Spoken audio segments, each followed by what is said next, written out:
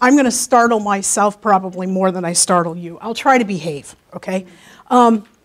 Also, in addition to finding materials on the website, I'm going to let you know now that we've got some resources for you, especially when we get to the second section of this, when we get to discussing, that if you would like them, all you need to do is email me.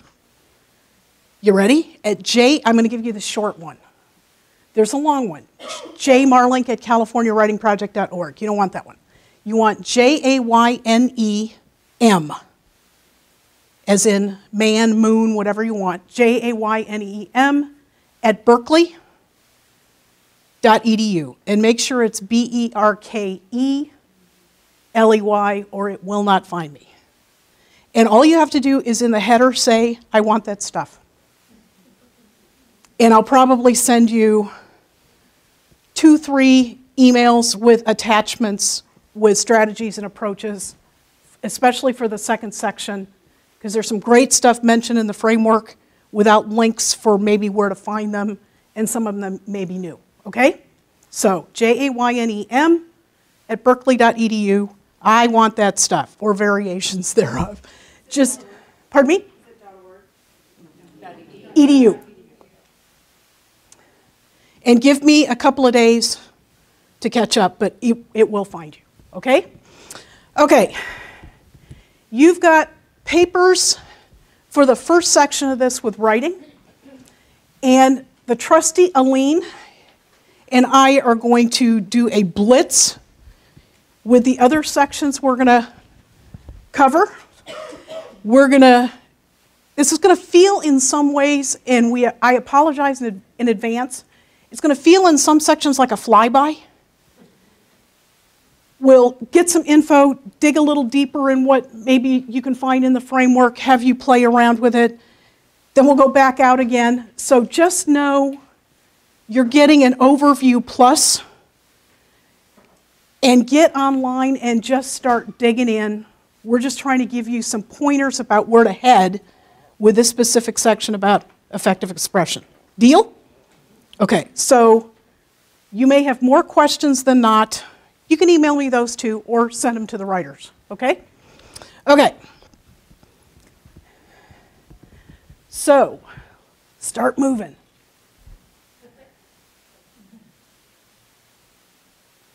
Now, there it goes. Okay. See, I am not cool enough for this great technology. The microphone, the whole room. So we're going to focus in on effective expression. And I don't know about you if you caught it in the morning session, if you've looked at the framework already. I love the care that the writers took with the language. I like seeing things like respectful. I want effective expression to be respectful, intellectually challenging, engaging.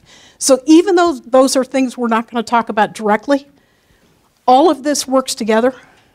There's great reciprocity among these elements and domains, and it's a little different than what we had before, where it might have been a standard a day and everything was pulled apart. It's one of the most powerful things about where we're moving, but it may be the most challenging for some folks as well. I kind of like it. Okay, so here's a reminder that it all works together. Reading, writing, speaking, and listening, and language are all tools for effective communication across the disciplines. Together, complementarity, reciprocity, supporting each other. And we're going to, again, fly by, I apologize. We're going to look at 4 elements of this. There are more, but these are the ones that are targeted and framed in this section in the framework, in the overview in Chapter 2, and then in the grade level sections. You'll find effective expression and these components in each one of the grade level spans. So far, so good? Okay. So, this writing stuff is kind of different than what we had in the KCCST last 12 years world. You've got some pages there that takes a look at what's new in writing across grade levels. They're already in your stack. Pull out the one that most is closest to where you're teaching or where you're coaching or where you're administrating for the school. Just do a quick read and note for you what are some of the biggest changes in writing and expectations for writing for teachers and for students. Give you a couple of minutes. Ready to chat? Got a few? Okay, let's just hear a few. What's new, or maybe another way to look at it for some of you who are as old as I am? What's re-emphasized again? What's been pulled back? What's looped in with what's new? What did you notice in TK5 for those of you who looked at that one? What's new? Technology. Technology, digital support, writing has changed. Responding to feedback. Uh-huh. One more? Writing is a process. Maybe a return, because sometimes I think over the last 10 years or so, process maybe got lost. I know in some high school classes I worked with, they would get up to a draft and not go any further. Yeah? Because feedback and response and revision is really hard. So what's your supported opinion? Yeah. Written in multiple days, over multiple days. I think that's important. You mean it's not just for practicing on-demand writing for a test anymore? I'm sorry, that was nasty and I shouldn't go there. But writing is a part of the classroom culture. If you read Standard 10, short, long-term, it's a writing community. Yeah? Okay, how about 6-8?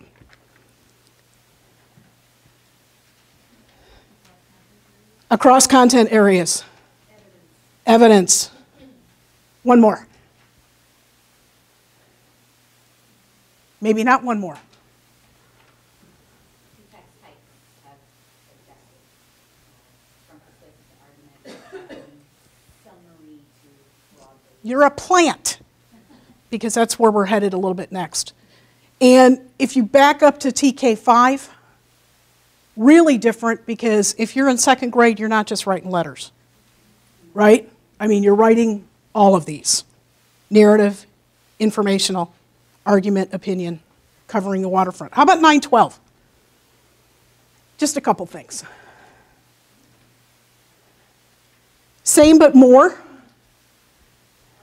the first one where it says writing arguments, the power where you looking at strengths and limitations of your opponent seems kind of new, and I feel like it adds a lot more dimension to arguments. Hello. Who's recently been in college? Me? It's a long time ago. It's a long time ago. But the more you move toward college writing, it's that analytical writing, measuring claims, validating claims, strengths, weaknesses, the same thing with evidence, all of the above, yeah? Anything else in 9-12 that popped out at you? So the piece about when writing narratives that you're setting out a problem situation or possibly. And significance. I would love to see significance added to all of them. What's the so what? Why are you doing this? I'm glad to see it's back. It's not just for school anymore, which we'll talk about as we go on through this session. Okay. We want to do a little playing around before we get to the discussion element. There's a phrase in chapter 2 that Rindy and I were particularly fond of. The special place of discussion. It's actually a subcategory in chapter 2. And we talked a lot about how important discussion is to all of this connected with effective expression, and probably some of the hardest to plan. And so we're going to dig into that a little bit. Start out with a special place of discussion in the teaching of writing. And if you take a look at all the things that discussion can do if you've planned intentionally, discussion clarifies the writing topic. Yeah? Discussion, which we're going to play with, models the writing genre. if it's the right discussion task, and actually helps the writer interrogate and start thinking about the genre. It anticipates what you're going to write and what you're going to teach the students to write. It strengthens thinking at each stage of the writing process if discussion is sustained. The ones that are a little bit different color blue, we're going to do an activity right now that kind of teases that out a bit. But go back and read those back and forth. And I would say that intentionality, that purposeful nature of what you bring to writing, is something we didn't talk a lot about in depth often in the last 10, 12 years either. It's back. Okay. So why in the world do we have this opinion writing and argument writing? Why is K5 one and 612 is the other? Okay. This is from the work of Pauline Gibbons. Do you know her? Writes a lot for EL, mainstreamed EL in classes, in content area classes, college-going classes. This is her definition, and it's actually something that the framers of the National Common Core drew on. So opinion writing, read through that. Nothing will sound jarring to you at all.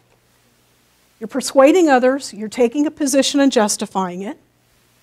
Organizational features, personal statement of position, your opinion. Then you've got arguments and supporting evidence, right?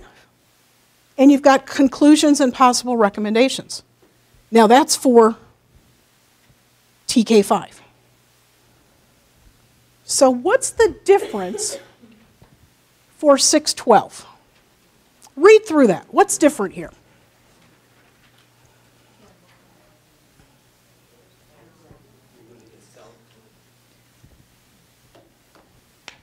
And see if you can get where you stand and maybe one or two reasons. Okay, let us just hear a few, okay? Who agrees that the young'un should be pumped? Okay, first hand up, go. Oh, stop. As a mom, she just was told leaving the house not to talk to strangers. And what's the, whenever you give a kid an option, oh, do you want the red one or do you want the yellow one? They always go for the later option. That's true. So, well, whatever. But either way, she was just told. So she should have had it fresh in her mind. But I have my other hand on the other hand. I'm ready, girls. Little Red Riding Hood should be punished for talking to strangers because of the conversation that she had with the wolf, we found out where she was going, and that led to a series of events that could have been avoided had she not talked to him in the first place. Anybody disagree? Go. Well, I don't think she should be punished because you don't want children to live in perpetual fear of everything that they meet along the way. But maybe talk to about it, but not necessarily punish. Okay, a little qualification, which those 4 and 5-year-olds do too, by the way, I'm remembering. I feel like she shouldn't be punished unless she's specifically talking to strangers with the intent to offend or harm them. I think it's on the strangers to not, harm Little Red Riding Hood in the first place. Because I feel Even though we've got a malevolent wolf? Well, I was looking at it in a more, hearing everyone else's arguments, I was like, oh, I'm not really focusing on the fairy tale, I'm looking at it from a larger perspective, I guess. But Go for it. Isn't the whole story of the punishment, the way the world punishes her for the actions that she takes? Good point. Good point. Okay, now, we could dig this to death, okay? But here's the point of this, okay? If we had more time, I would have you work in small groups, okay? And start getting your reasons together and ranking them and going strongest to weakness. Just start marshaling evidence, choosing up sides, taking the middle, which some of you are going to do no matter what. Okay, now, then getting together with folks you agree with and actually collaborating on I agree or I disagree. That may take a while. Then, do you know this discussion strategy? Philosophical chairs? It used to be one folks did a lot. And this is one of these things that's coming back. You'll see it actually noted in chapter 2. Imagine, again, we don't have time because if we did this, we would end and go to lunch, which might be fun, but we can't. Okay, so I would say agree, folks, get and stand on that wall. Disagree, folks, stand over here. Those of you who can't make up your mind or you've got one foot in both camps, get in the middle. And then it's called share your reasons. And after each one, did it confirm you're standing in the right place? Or are you going to move? You can do it around tables. I mean, you can adapt this a million ways. This, for example, is a PDF I've got some support for. If you like this strategy and you want to adjust it for EL, okay, email me. I want that stuff. This will come back to you. What was that Yeah. email one more time? Jaynem, M as in moon. Jayn, Jane. I know, my mom had to be different. Jayne, M at berkeley.edu. Okay? So far, so good? This is a great strategy. It's great fun. It's very active. But in the course of writing, that's kind of not the point. Have you already, just in this, started to state a position? Have you already started to marshal examples in support of that position or claim? Have you already started to think of counterarguments, especially if you have to write down what other people are saying or you figure out ways to post them, right? Are you beginning to think of a so what summing up? Some of you already voiced it, just in the way you presented it. Okay. Short point made, discussion supports the genre. And it actually opens up the features of the genre you want the kids to know much more better than starting out with, we're going to write about Red Riding Hood. What do you think? Write a claim. No. This brings it from the inside out, right? Which is what discussion is in this effective expression section. Okay. The chapter 2 and then the grade level span examples go on to do more with discussion. And Aleen's going to do a blitz here of a couple of different things. There's what's changed in discussion. And I think actually, in a funny way, there's a lot that's changed because it wasn't emphasized in our last iteration of standards. I mean, it was there, you could pull it out, but it wasn't emphasized. And without these discussions, there's an awful lot of academic work that just doesn't get as deep as what it could. So you're going to get some what's new statements. Take a look at what's new for the grade span. And then closely followed behind it, let's get them both out at the same time. Chapter 2 will mention a number of discussion protocols, structures, supports. I've got more of these to send you too, if you want them. That's why, if you haven't heard of this, I've got something to send you, okay? You're going to get 3 pages about what's new, and then you're going to get a back-to-backer explaining some of these discussion structures.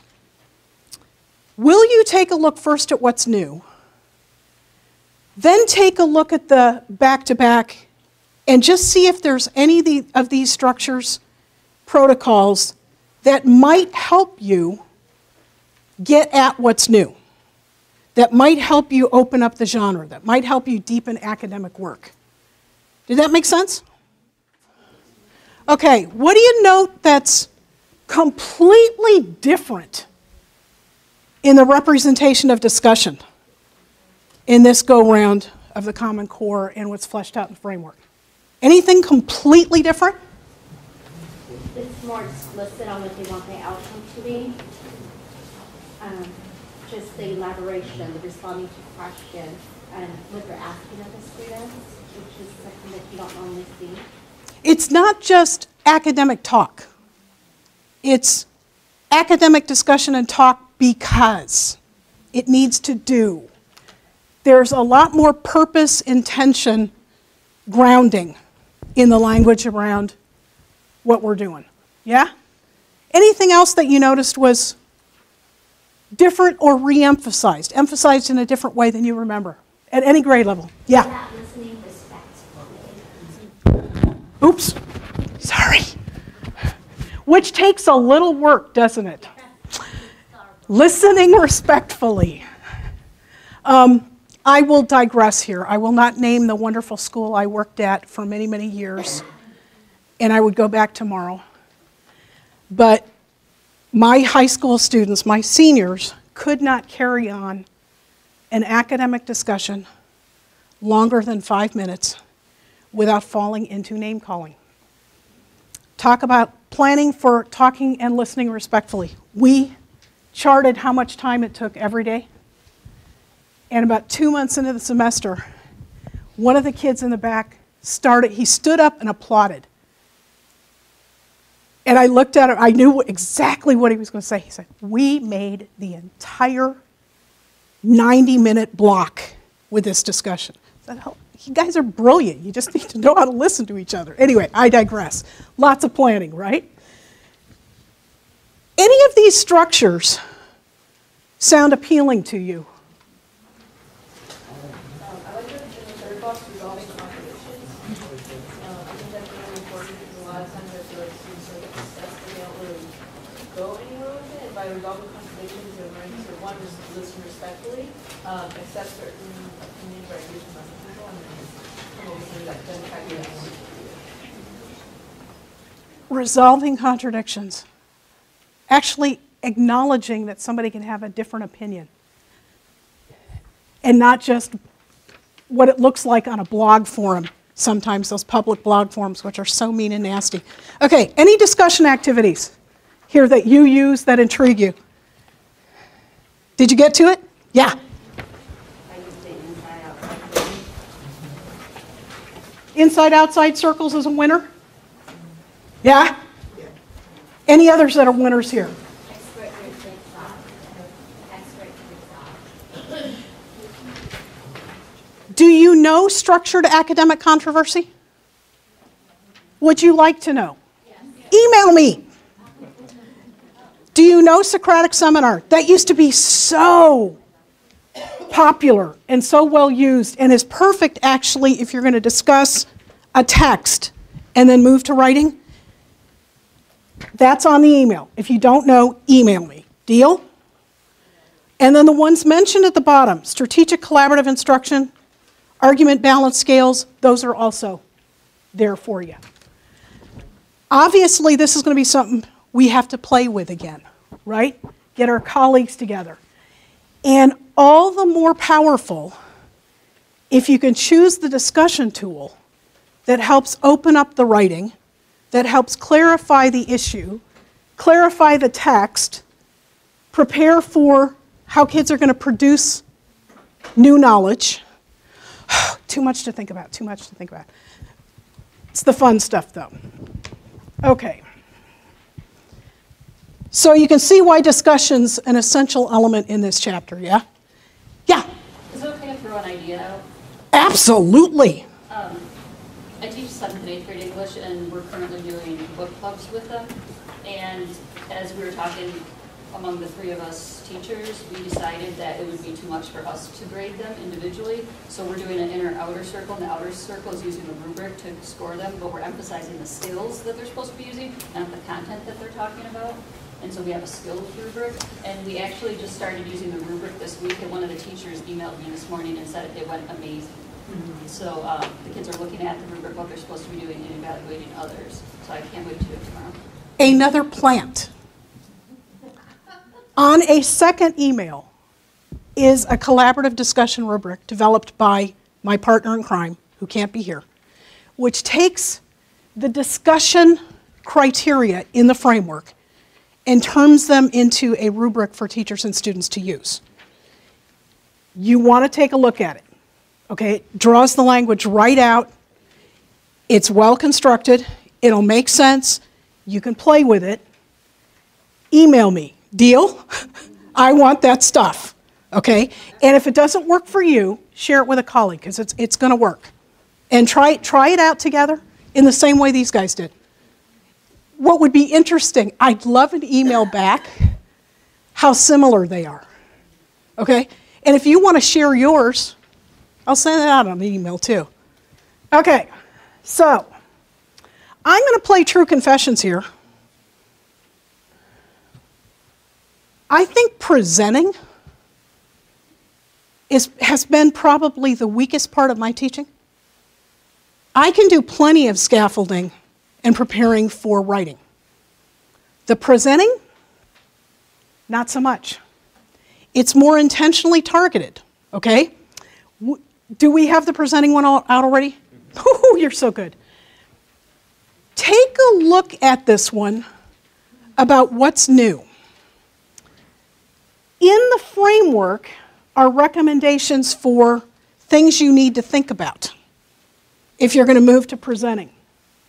What kind of groups, what kind of planning, what kind of audience consideration, the level of language. You see all these elements coming together? Part of presenting, they've got to write. Yeah? They've got to write to get to the presentation. They've got to discuss to clarify things. It all kind of comes together. Take a look at the what's new, but think about where you could start doing more presenting and what that would take with your kids. Yeah? So let's take maybe about 3-4 minutes just to open that element up in the framework. Is that right? Okay. We've got one crazy person over here, no, I think it's actually very cool, who's most excited about the presenting being added into this section, okay? But she brought up a point. I've got to go back and actually read chapter 2 in the grade level spans because I may have missed it. It may be in there and I'm not sure. What did you add that you said is really important in this? What's really important is the audience participation. So after a student presents their work, usually I cue them to say, the presenter, what did you learn from my presentation? Or the audience is taking notes of the presenter, or the audience providing feedback, what I really liked about your presentation was. There's so many ways to participate, but it's not just presenting, it's also feedback from the audience and having the accurate conversations. I could be way wrong on this, and I probably am, because if you've taken a look at the 1,300 plus pages, you're going to miss some things. You're going to have to reread, right? But what I remember is audience consideration as in going out, more than I remember audience participation as in coming back. So that would be something to note. You've all nodded your head, it's important. Something to note that's got to be maybe added into the work. Yeah?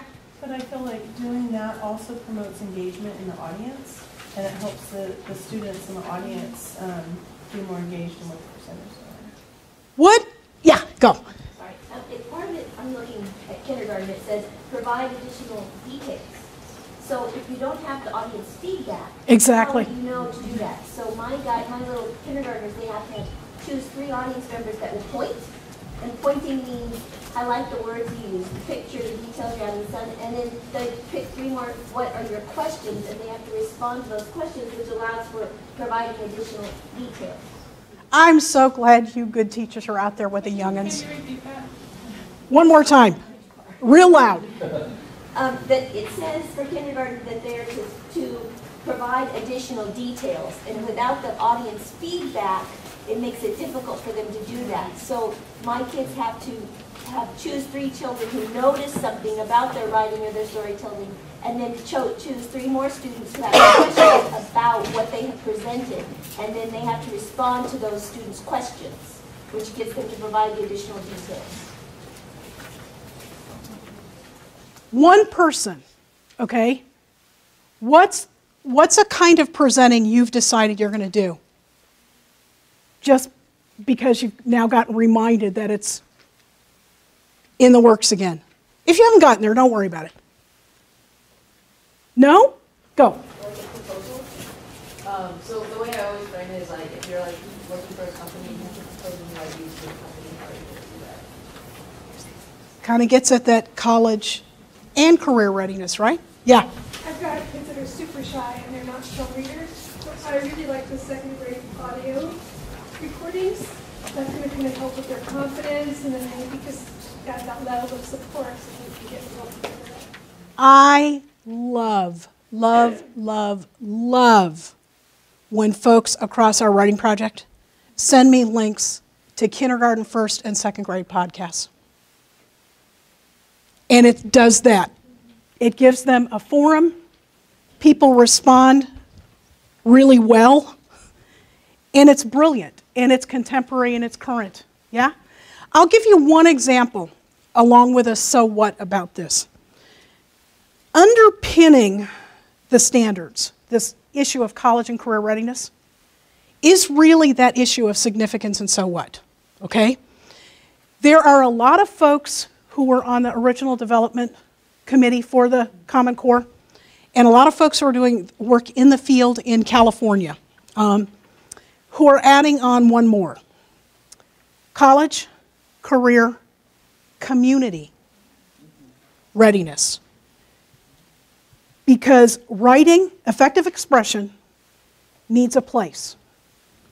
And a lot of times, the first place for kids will be tackling something in the community. I'll give you an example from one of my colleagues. Cajon Valley Middle School, down in the boonies, and not down in the boonies, in San Diego. She would kill me if she had heard me say that. Janet Ilko, I apologize if you watch this video. Okay, so her 7th and 8th grade kids took on community problems. They decided to do, of all things, vaping. Okay, because all these stores around the middle school were selling e-cigarettes. And a lot of middle school kids were participating. And they didn't like it. Okay? So, the project was fascinating. They researched the heck out of everything. They wrote up interview questions and interviewed kids and store owners and community folks. They marshaled more data. They looked at research online about vaping. Then they decided, okay, we need to do something about it. They wrote up and developed PSAs, public service announcements for the school and anywhere in the community. They decided we are still not done. They decided on the 2 best PSAs. They went to the El Cajon City Council, and guess what happened? There are new regulations preventing sales to certain age levels of kids, all because a couple of kids said, this is a problem and we don't like it. Okay, that's effective expression to me, and I think that's really the aim of college, career, community readiness. Yeah? Okay. One last flyby. Okay, language conventions. You knew it wasn't going to go away, right? Correctness counts if you're going to put your work public. It counts. It's called How Do We Do It in Context.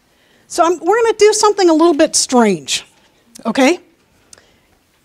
Alina and I, between the two of us, will give you the 3 sheets about language. And then we're also going to start passing out snapshots from the framework, because that's one of the coolest things at the grade level spans, is you actually get teachers talking about what they've done, okay? So take a look at the language, yes. But take a look at the snapshots and see how these elements of effective expression are coming together.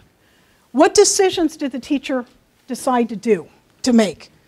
What elements are foreground, what are background? What's the focus? If you used it with your kids, would you emphasize something different? Just talk about how these things come together. Is that right? Including where language is fitting in, because a lot of them have intensive language support. Is that right? We have everything out there? God, you are good. Also, maybe buddy up with another 2 or 3 and talk about what you're seeing. Because you've got snapshots that are just across the grade level spans, and maybe not your own. This is why I like this phrase even more. I wish I had had my phone out earlier, because I could have just taken pictures, video across the room. The special role of discussion for teachers. Good grief, we don't have enough time to do what you guys just did, do we? Discuss, problem solve, strategize, unpack it, question it, interrogate it. This is really stupid. Oh, this works. Desperately, we need this.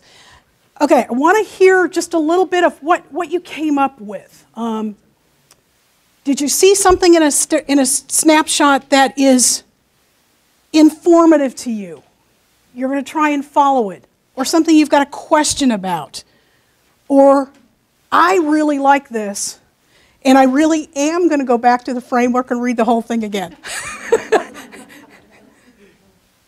Yeah? We looked at a kindergarten, a ninth grade, and a fifth grade, and what we noticed across all 3 of them was the real life application of what they were reading about, writing about, and learning about. That they went out and did it. I'm telling you, I'm going to beat this horse. I love this college career community awareness. It's not just in the 4 walls of a classroom. That really is the original intent of moving these standards out.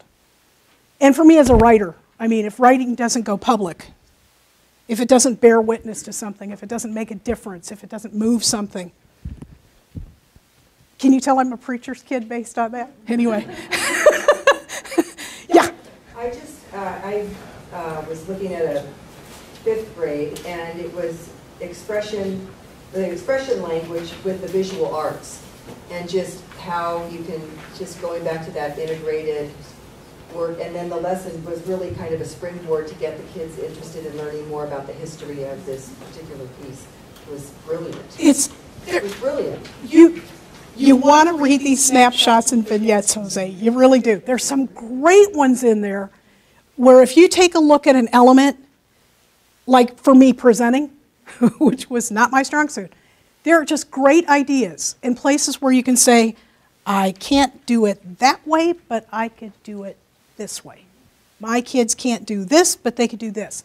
I had a question about where to find more stuff for EL kids, maybe especially older EL kids that are struggling. Some of you may have gotten some, but in the snapshots and vignettes, you will see things and recommendations for dedicated ELD and ELD. Look for those. And it will strike that balance between older kids, smart kids, whose language isn't quite caught up to their smarts. Okay? Any other comments? Yeah. There are the designated ELD contacts and integrated. It really shows you in the designated what environment and context, it's how these elements in expression are being used within certain contexts, like how you teach in a designated environment versus how you teach in an integrated environment. So the snapshots are really helpful in seeing that. I couldn't agree with you more. So that's in the grade level, the grade level spans? Yes, those are in the grade level spans. And then they're for each of the elements you'll hear about today. So there's some for effective expression, and you'll see that they cross. You know, because you're seeing more than effective expression in those snapshots, right? There's a lot of other stuff going on. So I think it's a great place to start once you get a flavor for this. Go crazy. Any other comments for the good of the room? You got it all wired. You got a place to start. Okay, yeah. I had a 10th grade history snapshot activity, and when we were discussing it, one of the things that we did is looking at what was being done here and how it relates to language. It wasn't clear. When we're looking at it, is it language as far as based on the ELD standards, or is it language based on? We just had that discussion over this way. Both. Okay. Both.